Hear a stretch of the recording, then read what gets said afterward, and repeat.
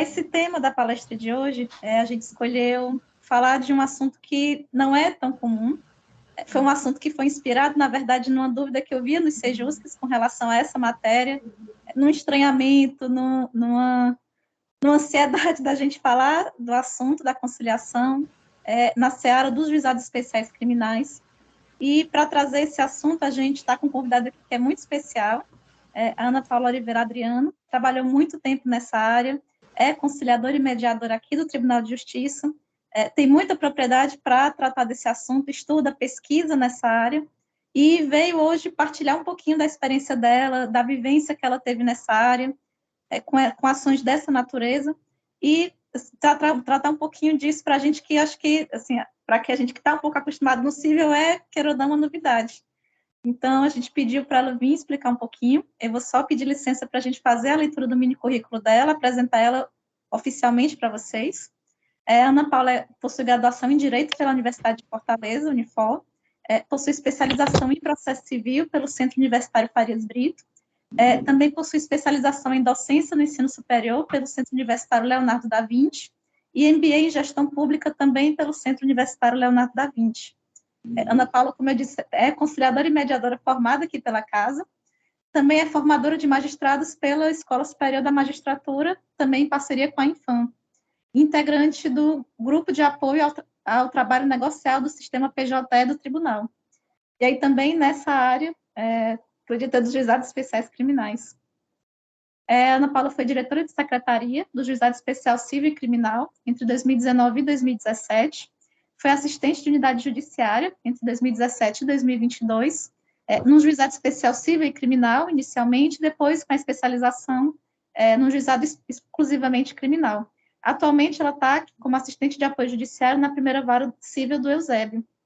Um pouquinho mais distante, mas também continua conosco. Ana Paula, nossos agradecimentos por ter aceitado esse convite. Realmente, esses dias que a gente conversou, já me identifiquei muito contigo. A gente já não tinha esse contato muito prévio, mas já sinto que você faz parte do nosso grupo agora de formadores. Já não vamos mais lhe soltar. Então, eu deixo a palavra contigo. Muito obrigada, seja muito bem-vinda.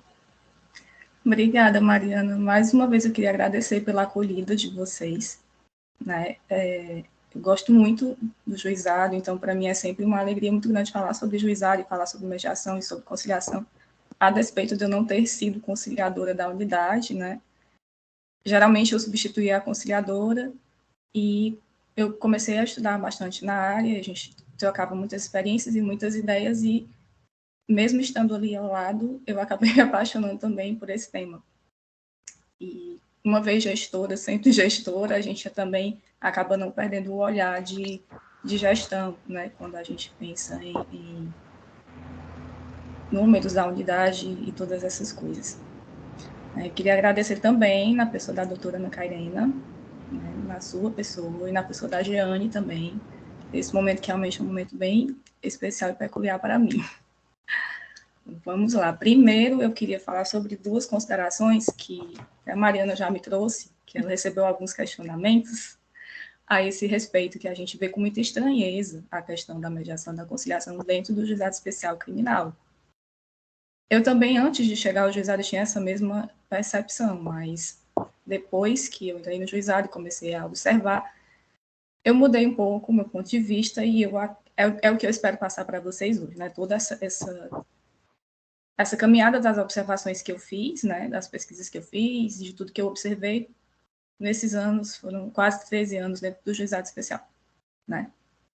Continuo no juizado especial, porque, como disse a Mariana, hoje eu estou na vara civil do Eusébio, mas a vara civil também tem competência cumulativa de juizado. Então, assim, eu continuo no juizado, continuo no PJE, e é uma felicidade realmente continuar trabalhando com isso. Inicialmente, eu sei que algumas pessoas aqui do grupo da audiência não têm formação especificamente jurídica, e eu queria só fazer uma explanação bem breve sobre o sistema do juizado especial, especificamente sobre a parte criminal. Os crimes que são tratados dentro do juizado especial criminal são os crimes que a pena não ultrapassa 2 anos. Né? Então, é o que as pessoas costumam chamar de crimes menores, crimes de pequenas causas, mas não acredito que isso se deva pela questão da quantidade de pena, não pela importância do crime, né? Como a gente tinha conversado antes, e a Mariana, o juizado especial, a gente só considera que ele é pequeno, né? As pessoas têm o hábito de chamar de juizado de pequenas causas, quando a gente não tem nenhum envolvimento direto, quando a gente não tem um processo lá, ou a gente não tem conhecimento de algum caso próximo. Então, ainda que sejam penas menores, ainda que as causas lá envolvam valores menores, não são causas pequenas, né? Eu sempre procuro insistir nisso, procurar advogar com isso. Lá no juizado especial, a entrada de processo, ela se dá predominantemente pela delegacia, né, e pelas queixas-crime que são protocoladas por advogados. A delegacia, elas nos encaminha termos circunstanciados, que é o equivalente ao que a gente tem no cível, que são as reclamações pré-processuais, né? E aí eu vou pedir licença para vocês, para compartilhar aqui minha tela, para abrir aqui o slide para poder a gente seguir um pouco mais uma ordem de raciocínio. Gosto muito de falar sobre esse tema, então é um tema muito rico, eu vou seguir aqui o nosso roteiro.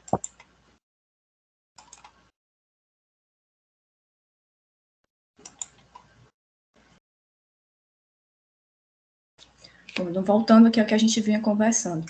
Os crimes que se processam no juizado especial criminal são aqueles que têm uma pena de multa ou uma pena abstrata até 2 anos.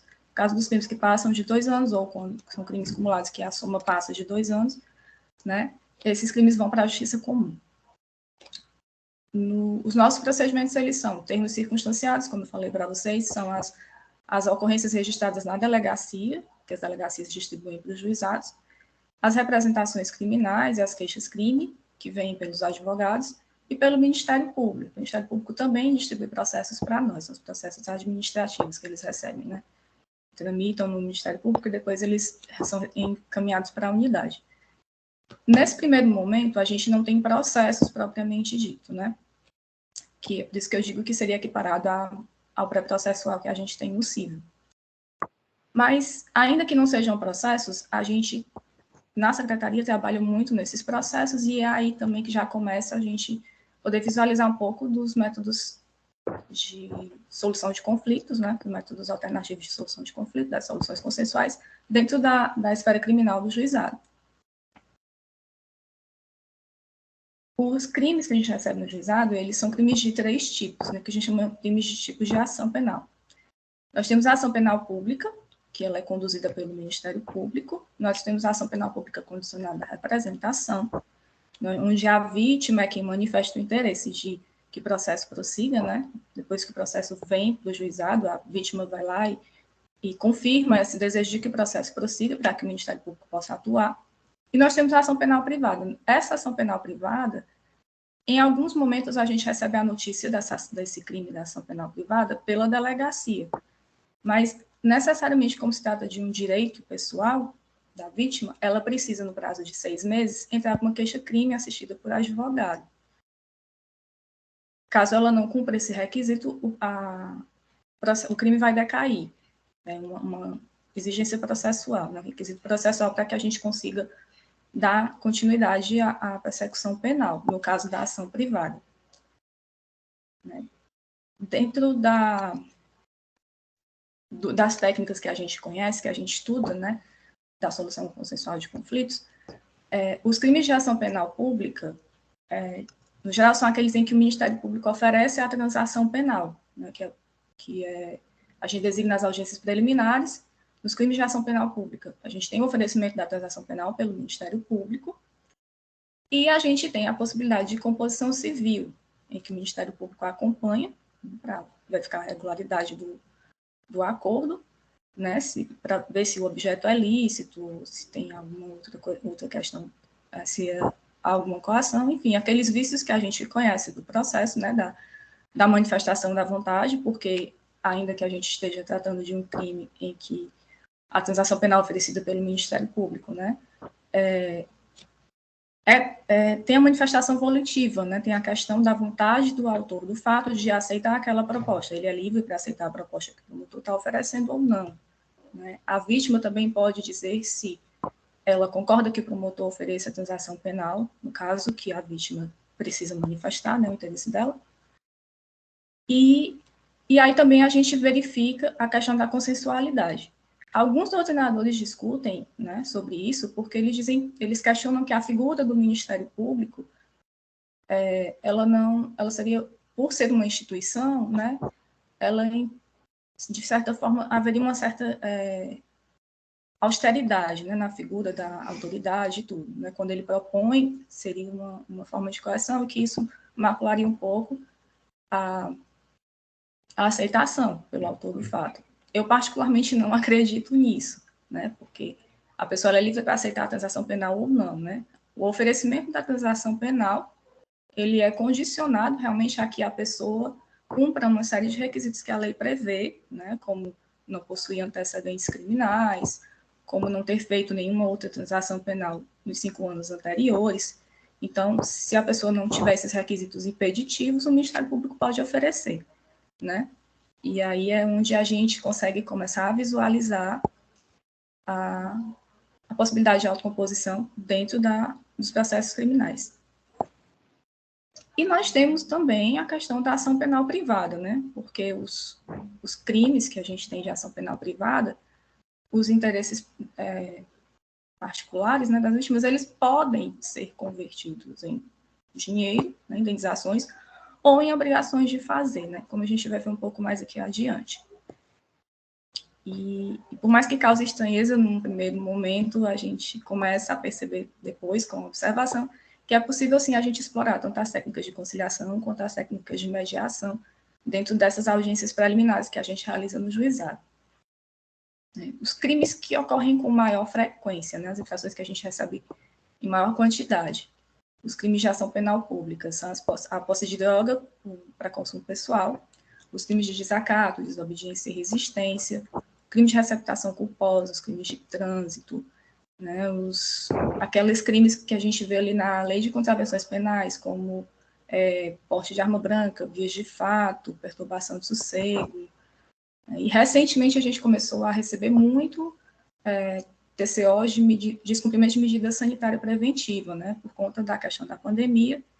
E aí a gente passou a ter as restrições, né, de circulação, restrições de aglomeração, e esse descumprimento dessas restrições do governo acaba caracterizando um tipo penal que antes a gente não tinha, né, lá no juizado, que é o descumprimento de medida sanitária preventiva. Ele existia, a prisão legal, mas a gente nunca tinha visto acontecendo, né.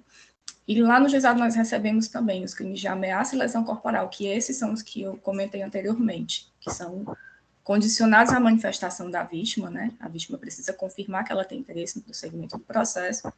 E nesses casos específicos da ameaça e da lesão corporal, né? Existe a possibilidade de que a vítima faça uma composição com o autor do fato, né? Na questão da ameaça, a gente pode ter, por exemplo, um acordo de convivência pacífica, a gente pode ter, no caso da lesão corporal, se a pessoa tiver algum problema de saúde, ou tiver tido algum gasto, ou tiver tido algum prejuízo de dias de trabalho, a gente pode ter isso convertido em valor a título de indenização, né? E aí a punição se converte em uma obrigação civil, né? E nós temos os crimes de ação penal privada, que são os crimes contra a honra, o crime de dano e o exercício arbitrário das próprias razões. E que também a gente começou a ver um pouco mais de frequência ultimamente, o número desses casos aumentando, pela questão do ambiente virtual, né? Hoje ele permite que esses crimes sejam praticados de uma forma mais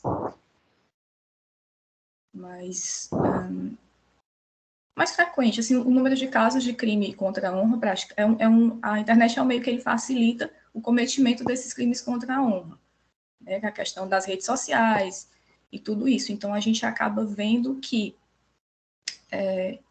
a nossa realidade social ela foi mudando nos últimos anos e foi trazendo uma nova perspectiva, né? De crimes que a gente não via anteriormente. Aí eu queria só parar um pouquinho aqui para o slide para vocês, para explicar o seguinte. Como a Mariana explicou inicialmente, eu entrei no juizado que possui a competência criminal e civil. E a nossa área ela era especificamente a área central da cidade. nessa área, a gente não observava muito esses crimes que existiam vítimas. A gente observava a maioria dos crimes de ação pública, né, em que o próprio Ministério Público fazia o oferecimento da transação penal. Então, esses crimes, em sua grande maioria, eram os crimes de posse de drogas, os crimes de porte de arma branca, de desacato, era um grupo de crimes bem específico da região da cidade. Em 2018, com a especialização das unidades, a unidade passou a ser apenas criminal. E a gente passou a receber processos da cidade inteira. Então, com essa mudança de panorama, nós passamos a observar que outros tipos de ocorrência que a gente não recebia anteriormente, eles passaram a acontecer com bastante frequência, né? E aí, quando a gente expande essa área da competência do juizado para outros bairros que não são propriamente comerciais e tudo, a gente começa a observar que houve um aumento muito grande na quantidade de casos referentes a esses processos que, para facilitar assim, nossa separação, né, em grupos, eu costumo chamar de processos que possuem vítimas específicas, né, que são a ameaça, a lesão corporal, os crimes contra a honra, né, que não é a sociedade que está ali reclamando a atuação do Ministério Público, é uma vítima específica. E dessa observação, eu comecei a perceber também que muitos desses crimes, eles já estavam relacionados às relações continuadas, né? Eles derivavam de convivências e relações continuadas, de relações familiares, de relações afetivas, de relações de vizinhança. Então, a gente começou a observar ameaça entre pessoas que tinham esse tipo de relacionamento anterior, né, à ocorrência do crime. Isso muito me intrigou, porque a gente não estava mais tratando de uma situação pontual em que as pessoas passavam ali naquela situação, ocorria o crime, como sempre um bairro de passagem, né? Ele passava ali naquela situação, ocorria o crime, e não havia uma continuação daquela convivência que pudesse vir a causar que outras ocorrências ou mesmo crime ocorresse novamente, né? Mesmo contravenção ocorresse novamente. E os conflitos dessas relações, se não resolvidos, né, como a gente já explora isso enquanto a gente estuda aqui na mediação e na conciliação, esses conflitos externos, assim, que não estão diretamente relacionados àquele fato pontual, eles podem gerar outros conflitos, né? E a gente observa que, numa leitura de alguns procedimentos, que eventualmente existiam outros processos criminais em que aquelas pessoas, outros processos judiciais em que aquelas pessoas eram partes, estavam envolvidas, né? Um crime de ameaça em que as partes estavam envolvidas numa questão de sucessão, uma lesão corporal que as partes estavam envolvidas em algum conflito familiar, né? De dissolução de vínculo, de guarda de alimentos, de processo da violência doméstica. Então, eram crimes que não aconteciam de forma isolada, como os crimes que a gente via na nossa competência anterior, né, na nossa área inicial. Isso começou a me chamar muita atenção, porque, a meu ver, isso merecia um tratamento um pouco mais amplo do que o que a gente conseguia fazer no juizado. E aí começou a me alertar para a possibilidade da gente usar as técnicas de mediação dentro do juizado especial. No caso, a gente fica um pouco limitado, né, porque a gente só pode tratar daquela questão do crime, né? E enquanto isso, o ideal seria que a gente conseguisse tratar esse conflito de uma forma maior, mais ampla, né, de resolver todas essas questões para evitar não só que esses processos se prolonguem, né, que essa situação de conflito se prolongue, mas como evitar também que outros processos cheguem ao Poder Judiciário por conta desse conflito que vai continuar, né? E aí isso foi o que me chamou a atenção e que me motivou a começar a pesquisar esse respeito, né? Porque a gente tinha uma demanda muito grande de pauta de audiência. Enquanto a gente tinha uma área pequena, menos processos criminais do que processos cíveis, a nossa pauta de audiências era bem tranquila. Mas quando nós passamos a receber muito mais processos, e o processo criminal, diferentemente do processo civil, a gente não consegue dispensar as audiências e converter em julgamento, então a gente precisa que essas audiências sejam realizadas. E o ideal é que a gente consiga fazer essa composição entre as partes, né? E lá na unidade a gente tem bastante sucesso em relação a isso. Com a cooperação do Ministério Público e da Defensoria, a conciliadora da unidade ela conseguia realizar muitas transações penais, muitas composições civis, né? E isso a gente via na prática que é um resultado muito positivo, né? A gente tinha casos em que a pessoa ia para a transação penal e depois retornava para o juizado para agradecer, porque tinha tido a oportunidade de ter uma visão, de fazer um curso técnico, no caso, essa pessoa tinha feito a transação penal para prestar serviço num hospital, e aí depois da prestação de serviço, ela foi fazer um curso na área de enfermagem e voltou para estagiar no hospital enquanto estudante. Então, a gente observa que existe um espaço muito interessante para que a gente explore as técnicas de conciliação e de mediação dentro do juizado criminal, como isso também é um instrumento muito poderoso de ressocialização, né? E é um instrumento de educação também, de conscientização de cidadania, né? Que a gente reforça a nossa posição dentro da sociedade enquanto cidadão, que pode contribuir de uma forma positiva, né, para a pacificação social. E seguindo nessas indagações, né, nesses pontos que eu fui observando ao longo do tempo, observando os casos do juizado, me chamou muita atenção um processo que nós tínhamos que tratava de crimes de lesão corporal e de ameaça, e que nós recebemos uma manifestação do advogado comunicando acerca de um acordo que tinha sido feito no Sejusc, né? E isso me deixou particularmente muito feliz.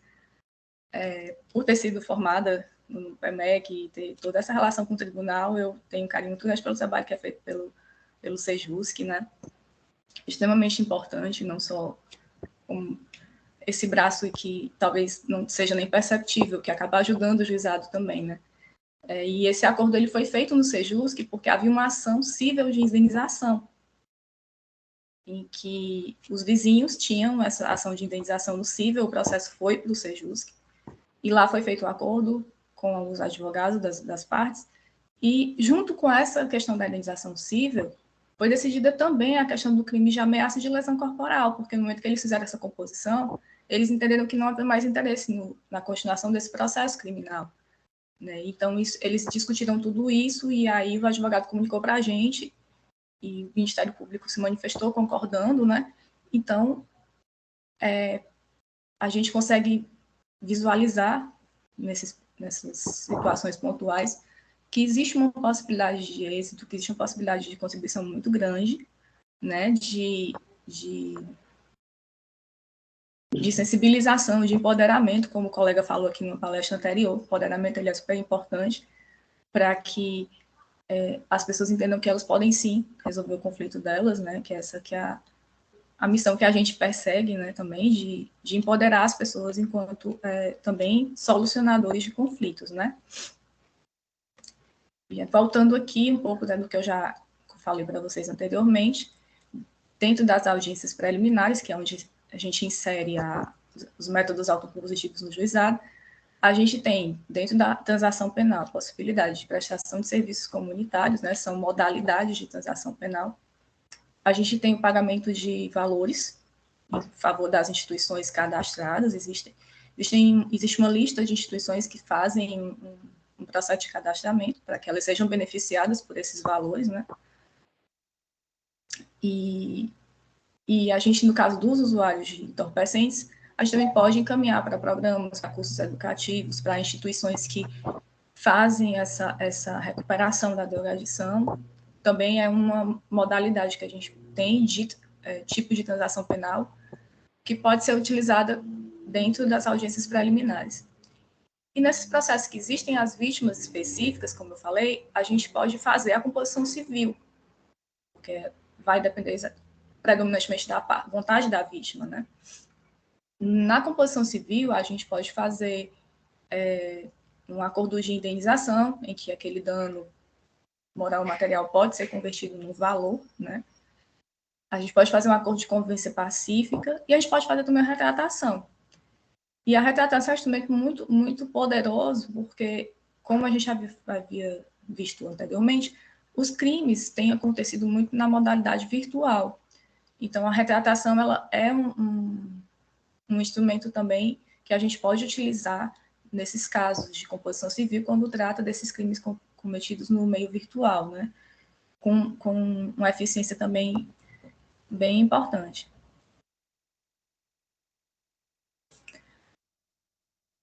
E aí, voltando aqui para os nossos métodos autocompositivos. No caso, de uma forma geral, como a gente trabalha na transação penal com o oferecimento da proposta pelo Ministério Público, ele seria um pouco semelhante ao que a gente faz na conciliação, né? As técnicas de conciliação que a gente utiliza. A gente viabiliza essa negociação entre o Ministério Público e o autor do fato, acompanhado pelo advogado, pelo defensor público. No caso desses crimes com vítimas específicas, em algumas situações, a gente pode se valer tanto dos instrumentos de conciliação quanto das técnicas de mediação. Né? Porque a gente, como eu falei, às vezes a gente tem esses processos que tem as vítimas específicas, que envolvem relações continuadas. Então, quando a gente percebe que existe um conflito anterior e que existe uma possibilidade desse conflito se prolongar ou de ocorrer um outro crime, é interessante que a gente use as técnicas de mediação. Eu até me recordo que um evento que eu estava acompanhando, um juiz do estado de Sergipe, ele falou um caso que até me chamou muita atenção, me tocou muito particularmente, que ele disse que em uma unidade do interior do estado, ele deu uma sentença de extinção num processo de ameaça. E que ele ficou muito, muito entristecido com essa situação, porque aquele processo estava sendo arquivado em razão de um processo de homicídio, de um crime de homicídio que tinha ocorrido, envolvendo aquelas partes que inicialmente estavam envolvidas no processo de ameaça. Então, a gente muitas vezes não consegue dimensionar o tamanho do potencial de conflito daquela relação, né? Que pode vir a gerar outros crimes, como também uns crimes de natureza mais grave, né? No caso, se a gente consegue tratar esse conflito ali inicialmente, a gente evita, inclusive, que crimes mais graves ocorram, né? E voltando para a questão das vítimas, né?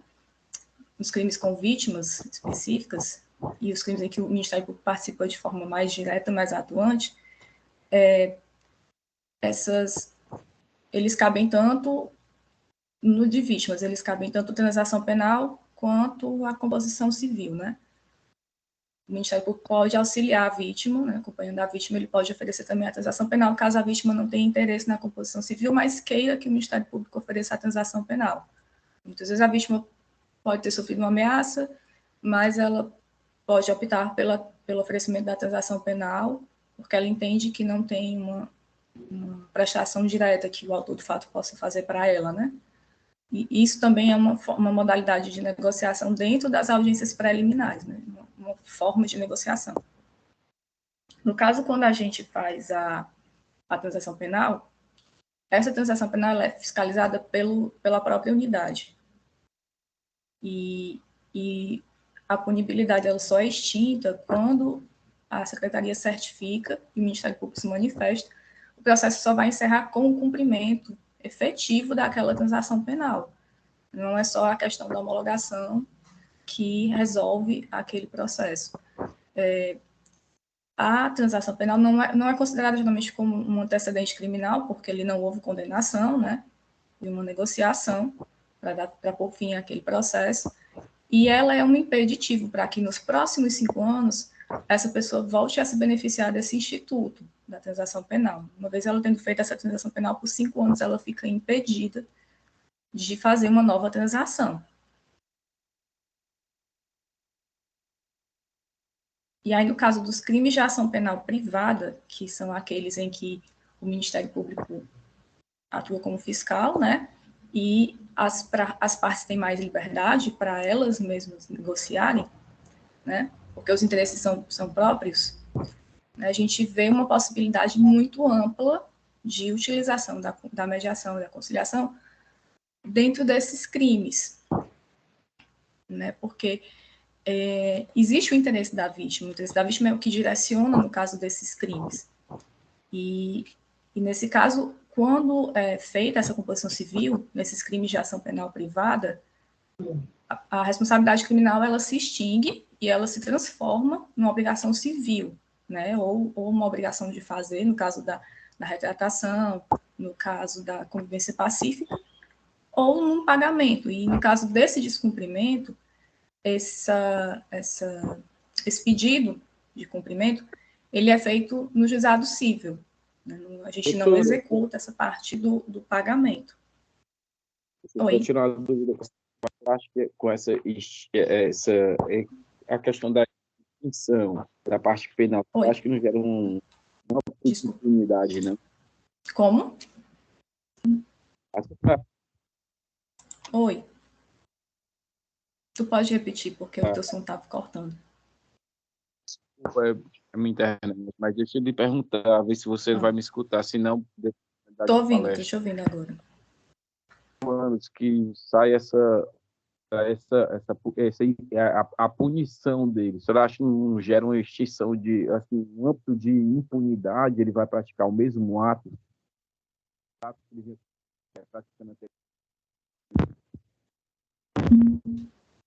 Eu não consegui ouvir o resto. O final da tua fala. Está cortando muito. Tu pode colocar no chat tua pergunta? O final da tua fala eu não consegui ouvir bem. Pronto, doutora, minha internet aqui está ruim. Vamos dar continuidade. Pois é que eu verifico uma possibilidade de conversar com a senhora sobre esse tema. Pronto. Eu coloco depois no chat meu e-mail, para caso vocês queiram enviar algum questionamento. A senhora vai disponibilizar o slide? Mariana, vocês conseguem fazer isso? A gente consegue, sim. Pronto. Se ficar disponível para eles, a gente encaminha. Quem quiser ir deixando pergunta também, pode ir deixando no chat. A gente vai repassando para ela. Pronto. Porque quando eu abro os slides, eu não consigo ver o chat e acompanhar com vocês. Mas, assim, já estou quase acabando. A gente vai passando. O último slide e a gente vai colocando os questionamentos de vocês, porque isso é muito importante para a minha pesquisa, inclusive, né? Que vocês me tragam também as impressões de vocês, né? Bom, então, voltando aqui para a questão dos crimes de ação privada. Porque o que a gente verifica nessas questões é que ele é possível de ser convertido em obrigações de pagar, né? Ou obrigações de fazer. E quem tem esse interesse, mais especificamente como o colega disse aqui, na sensação de punição, né, é a vítima. Então, se para a vítima ela entende que aquele pagamento é suficiente para indenizar aquela dor que ela sofreu, então isso a gente não acaba sendo uma punição de uma outra natureza, mas acaba sendo uma punição, se é o questionamento do colega. Pelo menos assim, a minha visão é essa, né? De alguma forma, houve uma mudança na situação da parte contrária, como uma compensação por aquilo que ocorreu, né? É mais ou menos equivalente à indenização do dano moral, indenização civil do dano moral. Só que aqui a gente está tratando da seara criminal, que eles são independentes, né? E aí, como a gente tinha conversado sobre o exemplo lá do processo que foi discutido no Sejusc, em que aquela indenização do processo da vara civil, ali naquele mesmo momento foi feita uma mediação e foi discutida também a questão da responsabilidade criminal, da ameaça e da lesão corporal, porque eram duas pessoas que eram vizinhas de uma outra pessoa. Essa pessoa sozinha ameaçou essas duas pessoas e as duas pessoas lesionaram essa pessoa sozinha, né? Então, existiam aí dois crimes e existia a questão que era discutida dentro do processo lá na vara civil. Com a sessão de mediação no Sejusc, todas essas questões foram discutidas e eles entraram no entendimento. E a gente tem aí essa relação de vizinhança preservada, né, através do uso dos métodos compositivos. E aí essa é uma possibilidade que, como a gente não explora muito, né, dentro dos processos criminais, os processos dos juizados criminais, eles são em menor quantidade. Então, a gente não tem tanta visibilidade para esses processos, quanto para os processos cíveis, por exemplo, né, os processos cíveis, os juizados cíveis. Né, são menos unidades, acredito que menos processos também, se somados os processos das unidades, né, os processos das unidades criminais com os processos das unidades cíveis, eu acredito que seja uma quantidade menor. Né, e se a gente colocar aí em comparação com as varas criminais, o universo das varas criminais é bem mais amplo do que o universo do juizado.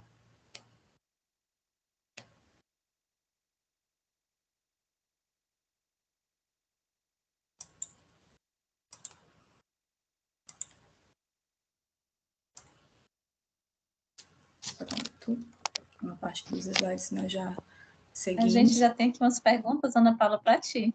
Pronto.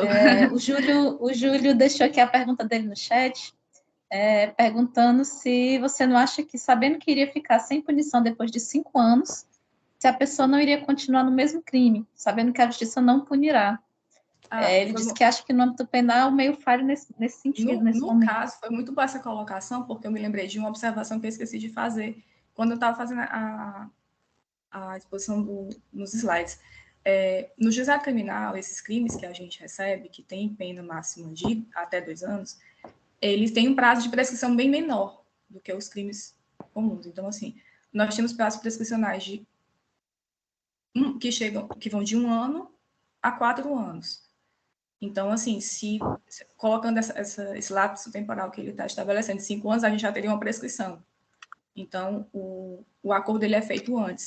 A gente tem essa preocupação de marcar a audiência preliminar com a maior brevidade possível, justamente para que não tenha essa distância de tempo muito grande entre a ocorrência e a audiência, né? Para que a gente tenha mais sucesso nessa tratativa de negociação. E a justiça criminal, ela caminha para as soluções negociadas, né? A gente teve recentemente a alteração da legislação processual que criou o acordo de não persecução penal, que é um instrumento de negociação também. Assim como a gente tem visto a evolução da mediação e da conciliação no âmbito civil, a gente tem visto também que esses instrumentos estão sendo colocados à disposição também na justiça criminal, né, para facilitar esse trâmite processual.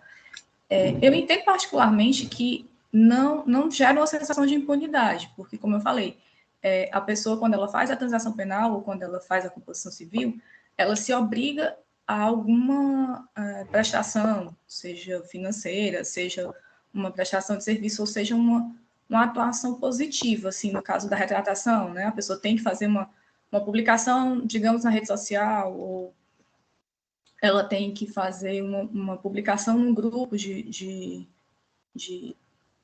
conversa, né? Uma publicação no grupo de WhatsApp, se retratando daquela situação. Então, eu acho que não necessariamente seria uma impunidade. Eu acho que, no caso, a prescrição, ela traz muito mais essa sensação de impunidade do que a autocomposição. Né? No juizado, os nossos crimes, eles têm essa prescrição muito curta. E no caso dos autores do fato, que tem menos de 21 anos, na época que o fato ocorreu, e que tem mais de 70 anos atualmente, essa prescrição é reduzida à metade. Então, no caso dos crimes que prescrevem em 4 anos, nessa situação específica, ele vai prescrever somente em 2 anos. E a gente precisa realmente correr contra o tempo. A prescrição é um fator de muita preocupação para quem trabalha no juizado criminal, porque a gente precisa sempre observar essa corrida contra o tempo.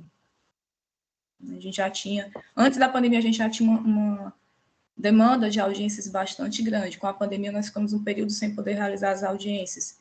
E surgiram esses outros crimes de infração de medida sanitária preventiva, que também gerou uma sobrecarga na necessidade de pauta, né? Então, a gente precisava também considerar essa nova realidade, né? De aumento de processos.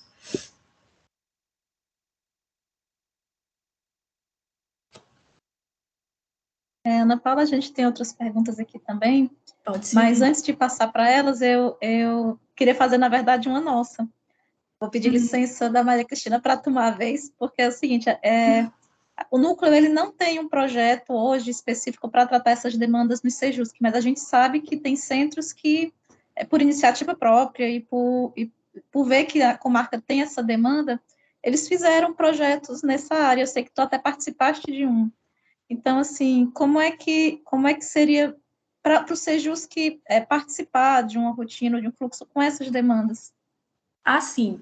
Inclusive, é como a gente havia conversado ontem, né? A gente tem esse sentimento de estranheza, mas não é nada que fuja do que vocês costumam fazer já nas audiências de vocês, né? Porque a gente, fazendo a audiência no CIVA, a gente faz esses acordos de indenização e de convivência pacífica, e é algo que não foge do que já se faz no Sejusc, né? Como eu até comentei o caso que aconteceu aqui, que a gente recebeu essa comunicação que a audiência tinha sido feita no Sejusc em relação ao processo de indenização civil, que incluiu esses crimes do juizado, né?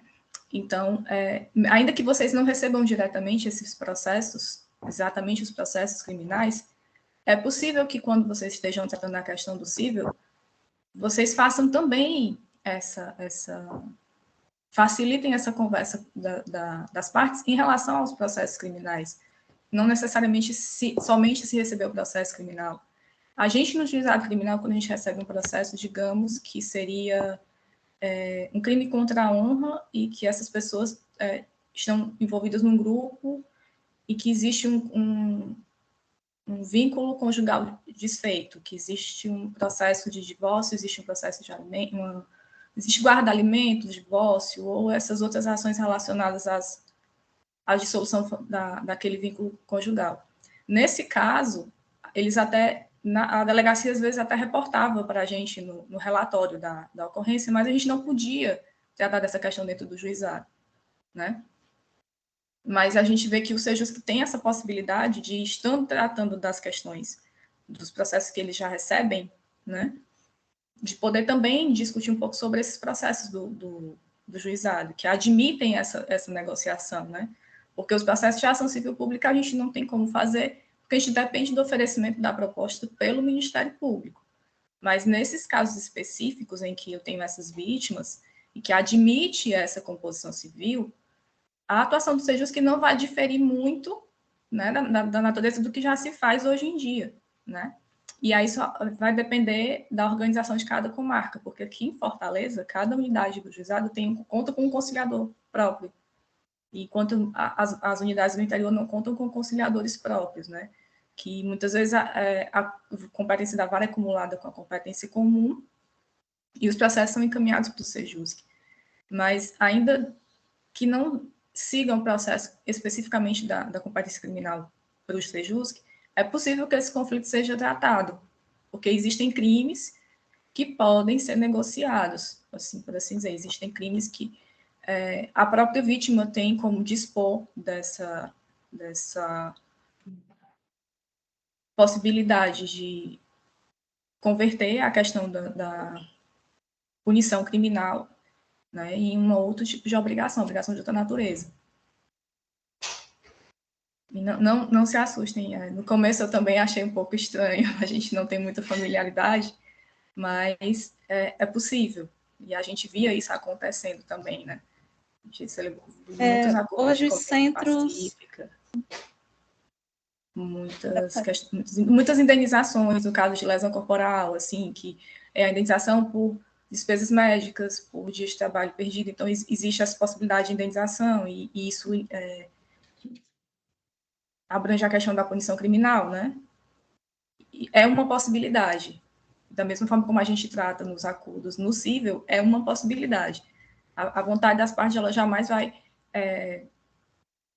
ser desrespeitada. A vontade das partes é o que a gente considera para que seja feito esse acordo, né? Porque se a vítima não quiser fazer o acordo e ela quiser que o Ministério Público siga na ação, no caso, por exemplo, de uma lesão corporal, a gente fez a tentativa, né? A minha preocupação maior em relação à pesquisa quando eu fiz era com a existência dessas relações continuadas, e que na maioria das vezes elas não são diretamente mencionadas nem nos processos que a gente recebe. Às vezes a gente escuta, ou eles falam, às vezes eles referem na delegacia, mas a gente não tem número de processo. Às vezes é referido só em audiência, mas a gente não tem como atuar de uma forma tão ampla nesse conflito para tentar fazer essa composição, né, para levar, digamos, para uma mediação, para uma coisa assim, para poder realmente ter um resultado mais efetivo, né, mais eficaz, mais apaziguador nesse sentido, né? Isso, hoje os centros, de um modo geral, a competência do que eles trabalham é cível. A gente tem alguns que, de forma pontual, e aí mais no interior, na capital não, mas mais no interior, eles têm projetos, eles têm atuações com esse tipo de demanda das varas que são varas com competência mista e acabam tendo essa possibilidade de encaminhar. Mas, em regra, o que eles trabalham, o que a gente vem trabalhando é concível, que é o que está na obrigação do 334 da gente cumprir. Mas a gente tem casos, assim, são pontuais, mas eles existem, de unidades que têm, ou a nível de projeto, a nível pontual, que trabalham nessas demandas. Mas isso no interior, na capital, realmente não. Eu tenho uma pergunta aqui da Maria Cristina, que eu acabei tomando à frente, mas ela tem duas perguntas. A primeira, ela gostaria de saber sobre a possibilidade da realização do acordo de não persecução penal nos GCRIMs.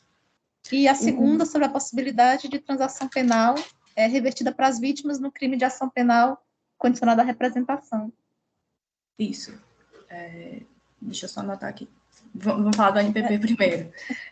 O ANPP, o Acordo de Persecução Penal, ele é um acordo em que a Secretaria não participa diretamente, né? Porque a proposta é feita com o Ministério Público. O Ministério Público faz a proposta junto com o autor do fato, o advogado. Quando ele chega para a unidade, a gente vai marcar essa audiência de confirmação, né? Em que vai ser ratificado aquele acordo. E aí o juiz vai homologar o acordo nessa audiência.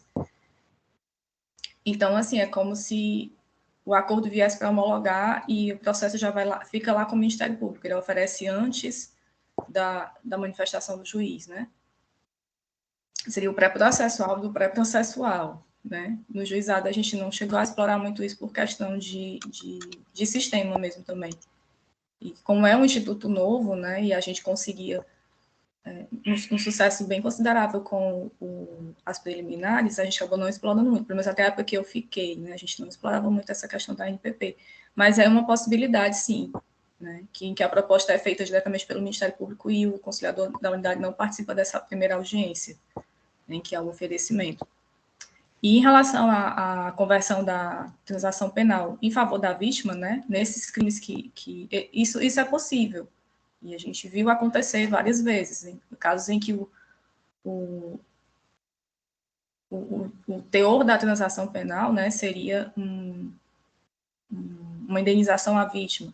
E aí vai depender do Ministério Público, né? Mas, no geral, é bem comum que isso aconteça. Né? Como eu citei nesses exemplos que há um prejuízo efetivo e a pessoa se propõe a indenizar, né? Então, isso é uma possibilidade também de transação penal. A gente fala composição civil porque depende da vontade da vítima, mas isso acontece também nas ações condicionadas, que é o caso o crime de ameaça e o crime de lesão corporal. Os juizados, eles precisam da manifestação da vítima.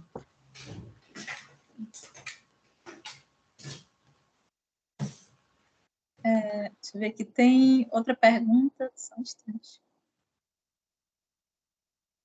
Do juizado de Crateús, uma dúvida, como se faz o termo de abertura de uma audiência preliminar?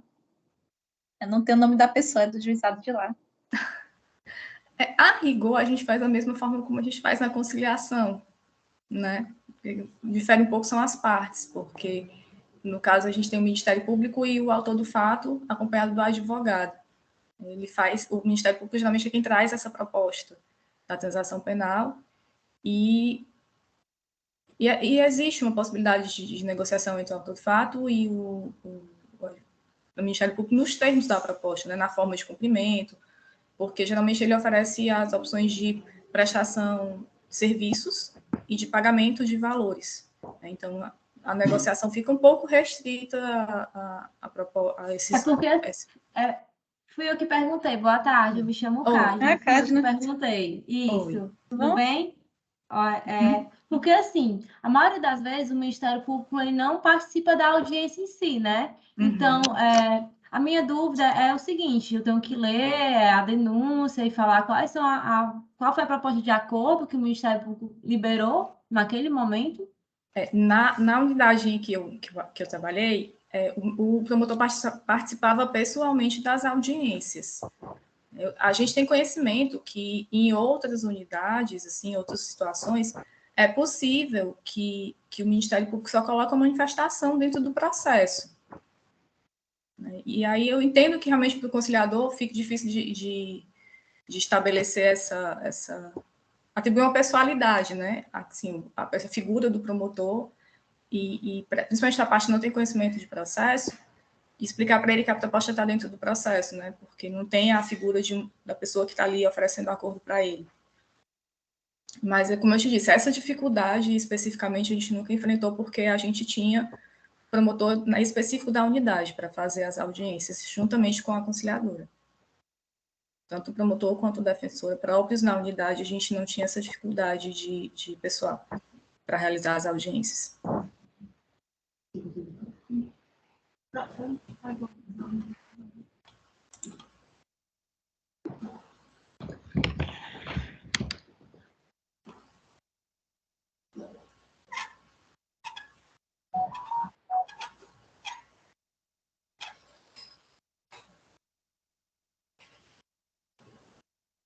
Mariana, teu microfone está fechado. Ligado.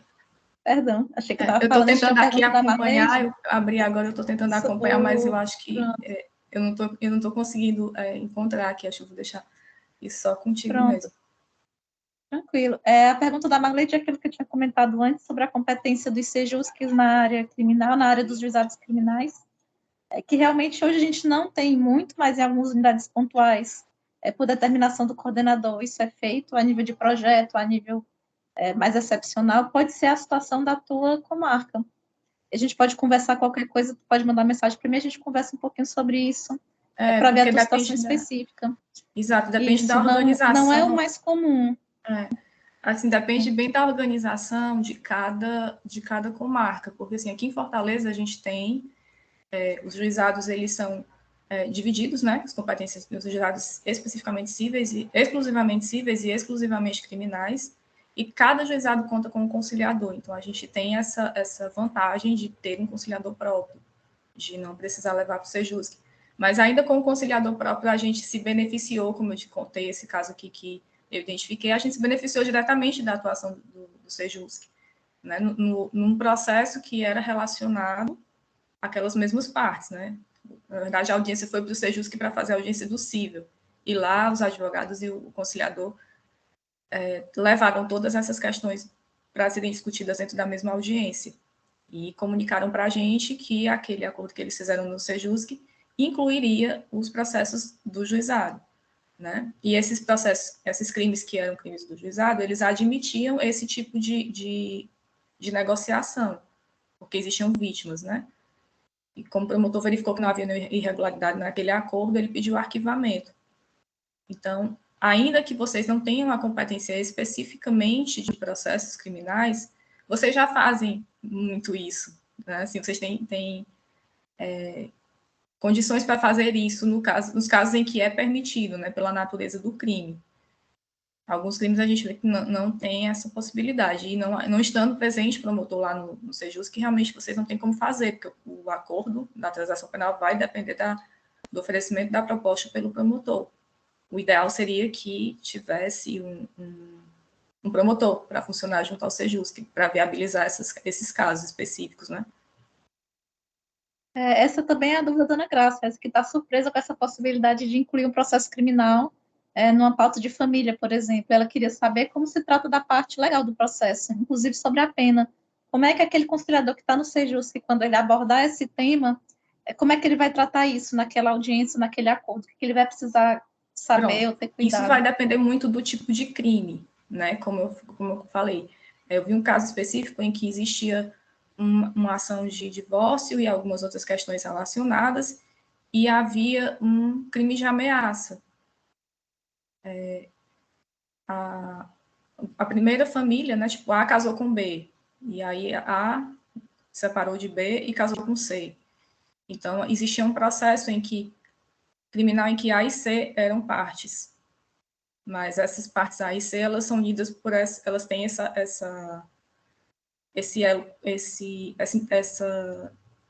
ponto comum de relacionamento, né? Que seria o relacionamento anterior de A com B e o relacionamento atual de B com C. Então, é possível que se discuta isso, né? No caso, quando você trata o conflito lá de A com B na seara familiar, é possível que esse processo criminal aqui de A e C seja discutido também, né? Porque a gente tem ali um núcleo familiar um pouco mais expandido e que, persistindo aquele conflito, ele acaba influenciando em outros conflitos também, não necessariamente as pessoas diretamente envolvidas, né? Então, porque assim, quando você fala dos crimes também, e a gente precisa excluir, os crimes previstos na lei, os crimes são tratados no regime da violência doméstica, né, no procedimento da violência doméstica, eles não são crimes que são discutidos no juizado, porque o juizado da violência doméstica, ele tem a competência específica da matéria. Então, lá no juizado, a gente não trata dos casos de Maria da Penha. No caso de violência doméstica, não chega para a gente, né? Por exemplo, chega a lesão corporal, mas se isso tiver uma relação doméstica, uma relação de convivência, essa lesão corporal, o promotor identificando isso, ele pede que o processo seja encaminhado para o juizado específico da violência doméstica, que aí é um procedimento diferente do nosso, e eu não vou saber explicar exatamente, porque eu não tenho essa vivência no juizado da violência doméstica. Mas é um procedimento um pouco diferente do nosso. Eu não sei se isso conseguiria... porque, por exemplo, uma coisa, estou falando nesse caso, do vizinho, que um vizinho ameaçou o outro e o outro lesionou de volta, né? São as mesmas partes envolvidas nos dois crimes. Isso a gente pode resolver, porque eles tinham uma indenização, se salvo engano, no cível, era sobre algum prejuízo de prédio, do imóvel deles, que era vizinho, então tinha alguma questão que eles discutiam por conta do imóvel, né? Então, teve o conflito relativo ao imóvel que acabou gerando esses processos criminais, porque eles discutiam por uma questão dos imóveis, que eram vizinhos, né? E aí, nesse caso aí, a gente pode levar a discussão, mas a gente precisa ver se o tipo de crime, ele admite a composição civil, né? E aí, isso o promotor de justiça que vai identificar para a gente, né? Se ele vai dizer se cabe ou não. Por isso que eu digo que se ele tivesse um promotor de justiça no Sejusc para acompanhar essas audiências, porque aí se verifica a possibilidade dele também oferecer a transação penal nessa mesma sessão, né? Seria uma possibilidade também. A gente, na prática, a gente não tem um promotor junto ao Sejusc dessa forma, mas acho que até os próprios advogados podem auxiliar nessas tratativas, sim. Eles às vezes têm um conhecimento de quais são os outros processos em outras instâncias que está tramitando, e às vezes para fazer um acordo, por exemplo, num cível, eles querem fazer o acordo do conjunto, eles querem envolver não só o que está ali, mas também aqueles outros processos incidentes. Então, o próprio advogado, ele pode ser aí um auxílio grande para a gente construir, de repente, esse acordo que envolva essa matéria também. Sim, e foi justamente esse caso que me chamou a atenção e a partir do qual eu comecei a pesquisa, que as partes foram para o Sejusc fazer essa audiência da indenização, da parte do processo civil, as partes estavam acompanhadas por advogado, e aí os advogados, eles atuaram nessa questão do crime. Eles identificaram que havia esses crimes, havia esses processos no juizado, e conseguiram conversar, que as partes conversassem sobre tudo isso, né? Então, também, a gente conta muito mesmo com a colaboração dos advogados nesse sentido. Os advogados conseguem também auxiliar o conciliador para viabilizar esse acordo, né? Para viabilizar essa conversa, e quando a parte está acompanhada pelo advogado, ela se sente também mais segura de que o direito dela não está sendo prejudicado, né? É um apoio muito importante para a parte, a assistência do advogado. Ana Paula, eu entendo que em algum momento, Graça, viu? Eu entendo que em algum momento você tratar desse assunto pode facilitar a nossa missão lá de tentar um acordo em alimentos, em aquilo que a gente trata hoje naturalmente, certo? Só que, por exemplo, existem juízes no cível que eles não aceitam que eu faça um acordo envolvendo um processo dele que não é aquele que eu estou tratando. Certo? Eu mesmo já tive um problema desse, de incluir, faz tempo, mas eu tive, de fazer um acordo, incluir também, a pessoa estava se divorciando e tinha um outro processo que era de guarda, certo? E o que acontece? No máximo, hoje, as ações vêm, quando tem divórcio, no máximo vem com alimentos. Essa parte de convivência, ela não vem.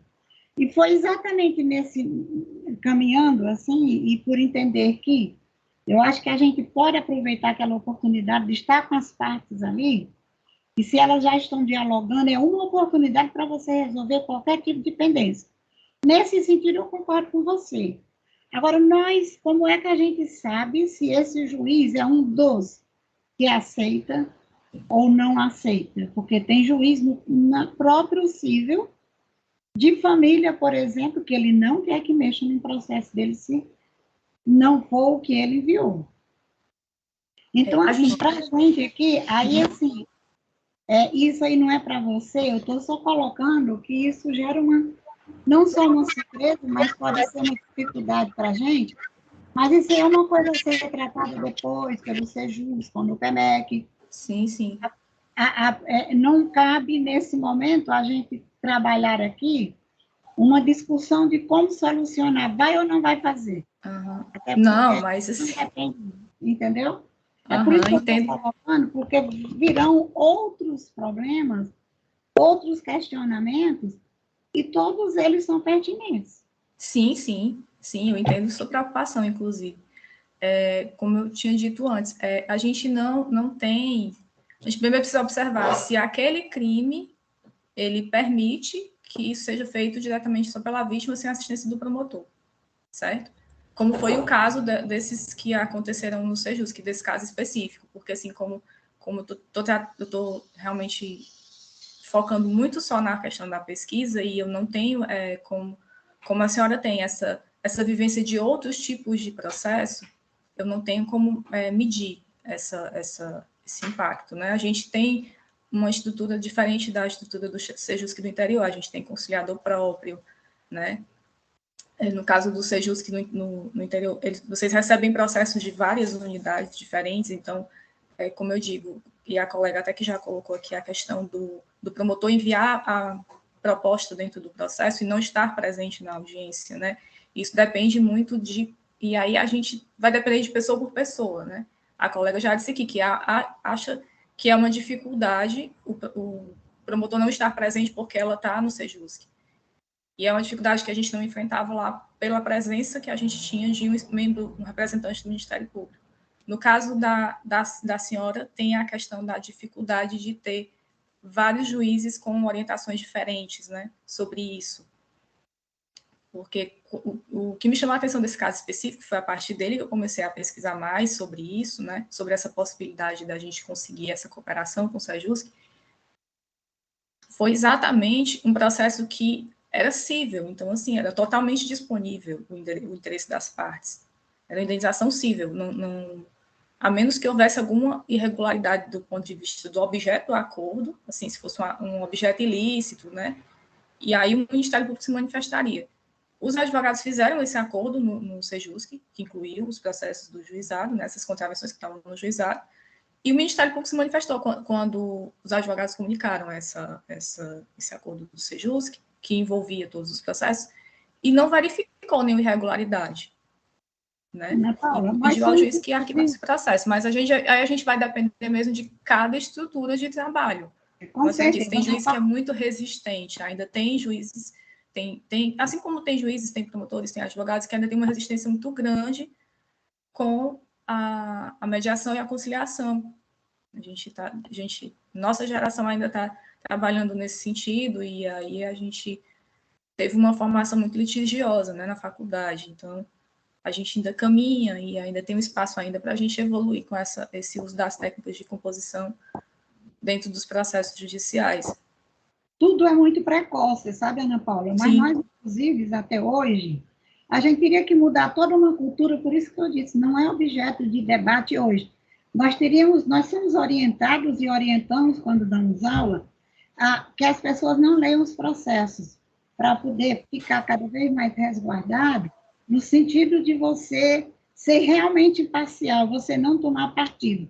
Aí imagine, a gente teria que ler o processo todo, saber se já tem parecer de promotor dizendo que é isso, olhar outro processo. A priori, eu acho que não é caso para o debate aqui nesse momento. Eu lhe agradeço a atenção, parabenizo pela muito boa a sua palestra, muita competência, muito esclarecimento.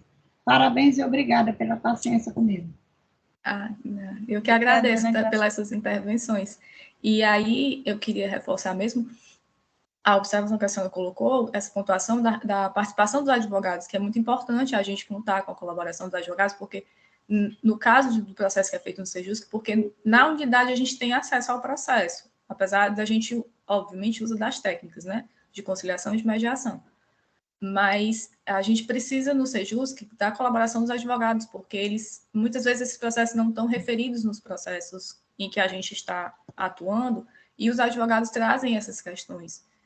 Ainda é uma ideia muito inicial do que eu vi, do que eu pesquisei. Inclusive, eu não encontrei muita literatura sobre isso. A gente tem dificuldade de dados e tudo, porque é uma possibilidade, por mais que seja pequena, assim, né, vai ter um impacto muito pequeno, mas a gente sabe que o efeito da autocomposição, ele é ainda para fora do processo, né? A gente tem esse efeito de empoderamento, a gente tem o efeito educativo, a gente tem muitos outros reflexos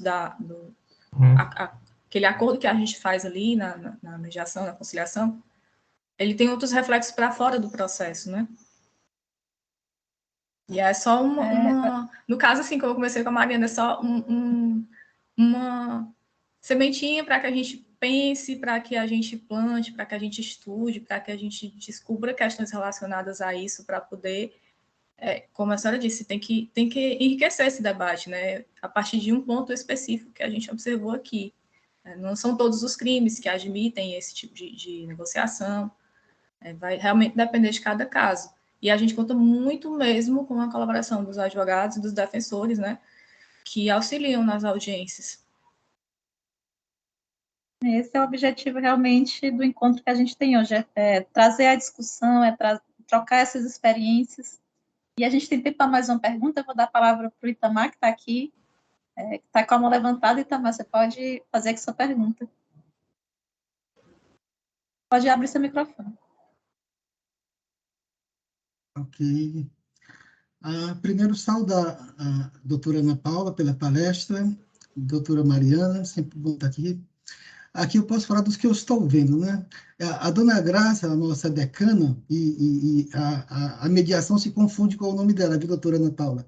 E o que esta mulher fala, a gente sempre para ouvir. E ela aqui me parece como luz, ela é sempre iluminada. Mas também quero saudar aqui a minha amiga Ana Paula, ao Veridiano, que a gente já fez algumas audiências juntas, e fazer apenas uma breve, ao Wilson também, que eu estou vendo aqui. Doutora Mariana, nas nossas mediações, a gente sabe que tem algum problema na ordem penal, muitas vezes na mediação, que tem aquelas medidas de proteção. Tá? E, apesar de muitos assuntos aqui, mas o assunto que a gente está aqui a tratar é essa possibilidade dessa intercomunicação entre as duas jurisdições, a civil e a criminal. Mas, assim, quando a gente faz um acordo, as partes estão todas muito felizes. As partes ficaram felizes. E, não raro, a gente sabe, porque ela diz, olha, por mim nem estaria aqui. Estar no processo nunca é confortável para ninguém.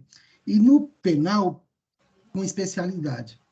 Eu vi aqui que o Júlio César disse, olha, e essa questão porque o sistema do juizado especial, ele remonta desde os anos 80 com aquele juizado das pequenas causas, que fez um sucesso muito grande, que aí hoje nós temos um sistema completo dessas questões. Mas, assim, que se a gente imaginar que nem é chamado de criminoso, e sim de autor do fato, e que o objetivo é a transação, a gente pode já imaginar que não tem essa pretensão de restringir a liberdade de ninguém.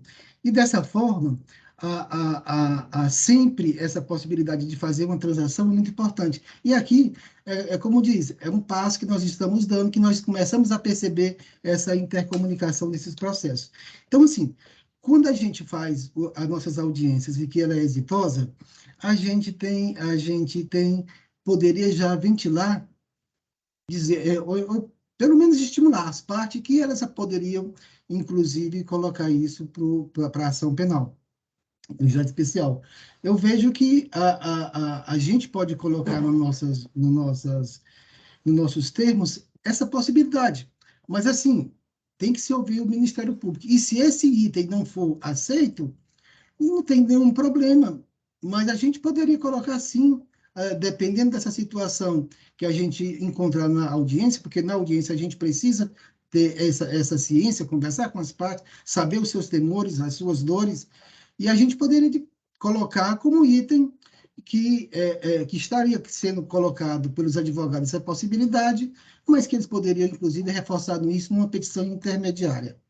Esse é meu ponto de vista, tá? Mas eu entendo que a gente começa a conversar sobre esse assunto e as boas ideias elas vão aparecendo. Daqui a pouco a gente está com isso já formatado, prontinho.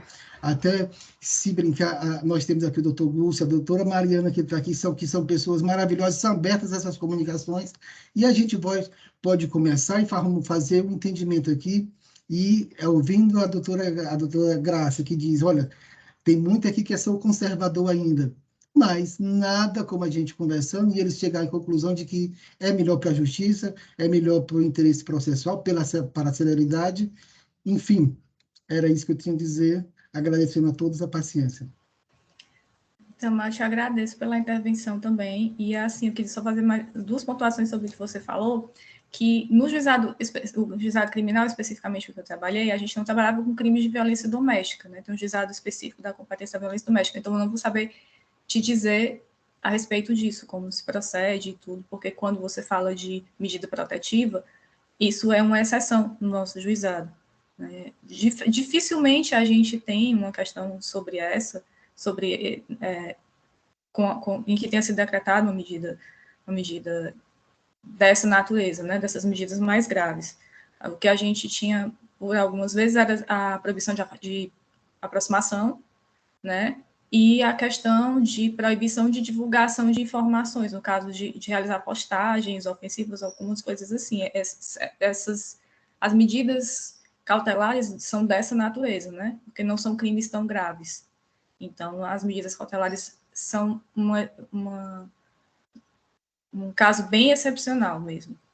No juizado, a gente não trabalha com prisão, a gente não trabalha com essas medidas mais drásticas. Então, a gente não tem tanta essa incidência de processos com medidas, né? Como eu disse, existem, às vezes, outros processos que envolvem partes relacionadas, né? Como naquele caso que eu expliquei do divórcio, o relacionamento anterior e tudo. Então, as partes são partes relacionadas, mas não são partes do mesmo processo. E, assim, a gente precisa ver também se o tipo de crime admite esse tipo de negociação, porque há crimes em que não admite, né? E a questão do autor do fato, que foi uma observação também muito interessante, porque até que se receba a denúncia, ele não é réu, né? Enquanto existe o termo circunstanciado de ocorrência, que é o procedimento que vai para o juizado, e o inquérito policial, ele não é considerado réu efetivamente, né, do ponto de vista processual. O processo ele só existe só tem início quando tem recebimento da denúncia ou recebimento da queixa, né? Até então, como eu falei, seria o equivalente ao pré-processual, né? Esses procedimentos que a gente recebe da delegacia. Então, a rigor, ele não seria ainda um réu. A gente ainda pode fazer essa tentativa de composição enquanto não existe processo. A gente tem mais um minutinho, eu vou convidar a Marleide, que ela tinha feito uma pergunta no chat, para encerrar nosso momento de perguntas. Marleide, tu pode deixar a tua pergunta. Os demais que ainda tiverem algum questionamento, eu convidar a Ana Paula para deixar o contato, já para quem quiser depois se manifestar. Marleide, tu pode abrir teu microfone. Pronto, primeiramente, boa tarde, né? E Tarde. muito bom esse curso, né? Eu sei que o tema dele é falando sobre os mecanismos autocompositivos, né, no âmbito dos juizados criminais, mas eu queria saber da doutora Ana Paula como é que é feita essa questão das transações penais nos juizados especiais criminais, né? Nas audiências especificamente, porque, por exemplo, o promotor de justiça, ele pode indicar o valor, eu quero que o valor da transação penal, da prestação pecuniária, seja destinado a tal órgão, ou tal entidade, ou tal entidade. E, geralmente, nos centros dos juizados, esses valores, né, que são propostos nas transações penais, eles é destinado para qual órgão? Assim, há alguns anos atrás, cada promotoria fazia o credenciamento das unidades.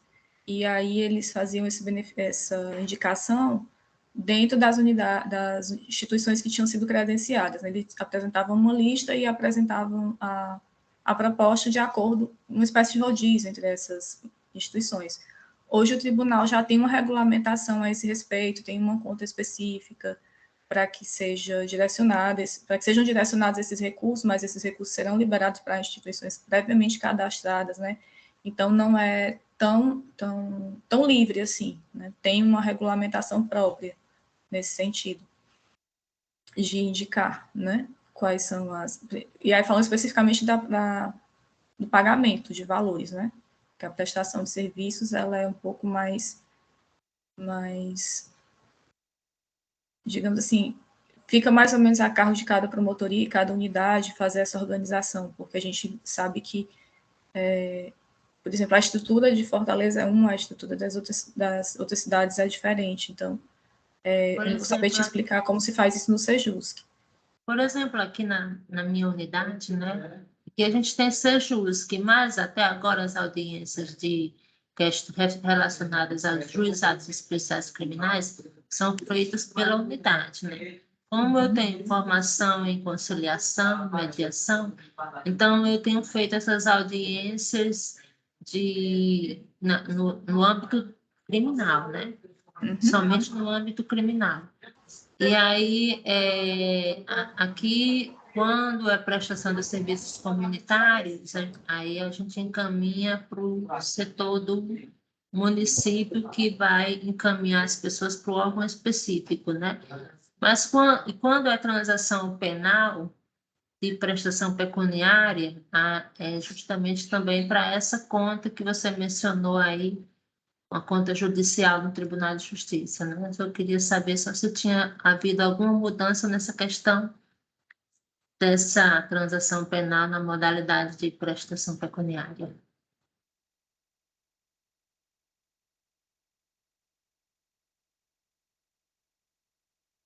Ana Paula, teu microfone está desligado. Antes dessa regulamentação, né, da criação da conta, de todo esse normativo feito pelo tribunal, cada promotoria fazia seu credenciamento, eles abriam os editais, as unidades apresentavam documentação e se credenciavam. Então, existia esse procedimento. E aí, o Ministério Público tinha uma lista que fazia a indicação para essas unidades, mas isso já faz um tempo que não é feito mais por cada promotoria, já está sendo regulamentado pelo tribunal. Tá ótimo, muito obrigada, Gerardo. Obrigada, Marleide, pelas tuas perguntas. E a gente já vai encerrando. Eu queria agradecer a Ana Paula mais uma vez pela disponibilidade dela. Já deixo o convite para outras vezes que você quiser vir. E eu convido a todos que participaram, que estão aqui presentes, para abrir as câmeras para a gente fazer o nosso registro aqui ao final. Vou pedir aqui a Gabriela, que está ajudando a gente aqui no apoio, e a Camila para fazer esse print aqui para a gente, pegando todo mundo. Eu já vi aqui que a minha câmera não pegou, meu computador não está pegando a galeria de todo mundo. Então, Gabriela, tu pode fazer para a gente? Posso sim, Mariana, só um segundo.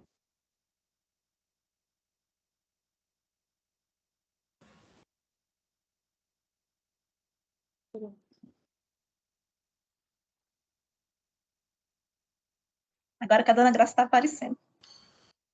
Deixa eu tirar de novo, porque ela não estava aparecendo.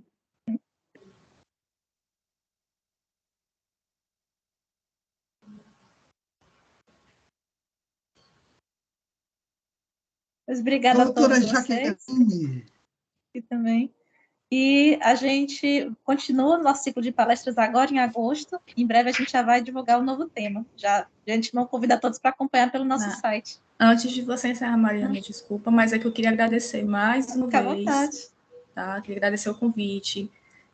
Queria agradecer a audiência de vocês, né? Que agora nessa modalidade virtual é audiência, não é presença, mas a presença virtual de todos vocês. Queria agradecer pelas colocações que os colegas fizeram aqui também, que são muito importantes para que eu possa continuar estudando, para que eu possa continuar pesquisando. Então, eu agradeço imensamente a oportunidade de ter essa experiência com vocês, né? E, como o colega disse, a dona Graça é uma figura muito ilustre aqui nas nossas capacitações. Ótima palestra, viu, doutora? Ela sempre faz intervenções muito preciosas para que a gente continue estudando e continue se aperfeiçoando para fazer um trabalho cada vez melhor. Verdade. Assim, na pessoa dela, eu gostaria de agradecer a todos vocês que fizeram as intervenções, que mandou as perguntas no chat e quem está presente aqui no PUJ. Quem assistir, eventualmente, depois pelo YouTube, queria agradecer também pelo interesse nesse assunto, nessa pesquisa, e ainda é tão embrionária, mas que eu espero que ajude, assim, de certa forma, a ampliar a visão, e como disse a Mariana, que a gente perca um pouco do receio em relação ao uso desses métodos autocompositivos no juizado criminal. A gente tenha essa possibilidade, né, de contribuir para a pacificação social e para o que a gente tanto deseja, que é um mundo melhor para todo mundo. Obrigada, Ana Paula, pelas tuas palavras. Um abraço a todos, a gente vai encerrando por aqui. Quem perdeu alguma parte aqui da nossa